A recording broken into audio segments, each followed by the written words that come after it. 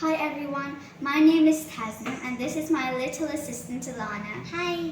Today we're going to be doing a fun little experiment about sinking or floating.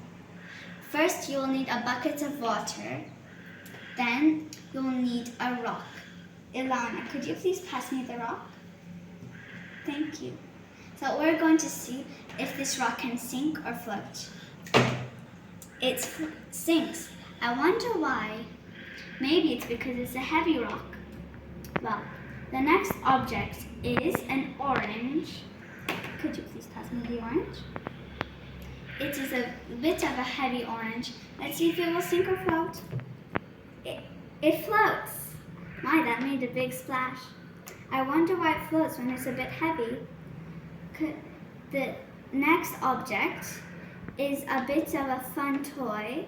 Could you please pass me the rabbit, please? Thank you. So I wonder if this will float or sink. It floats. Now I will be using a bit of a different toy that you wouldn't expect to see. Ilana, could you please pass me the egg? There's something inside of it which makes me think it'll probably sink. Will it sink or float? It floats. I wonder why. The last object is something similar to the object before the egg. Could you please pass me the last object, which is a little doll? It floats. 4 objects here float and 1 object sinks.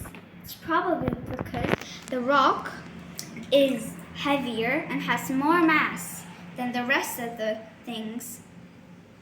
It contains lots of mass because it's very heavy, but the orange has some stuff in it, but it's actually a bit light and does not contain much mass at all.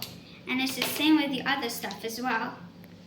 Did you know that things float because it depends how much mass there is inside of it? But when they sink, it means there's a lot of mass. And when you put something heavy and it sinks, the water level will rise.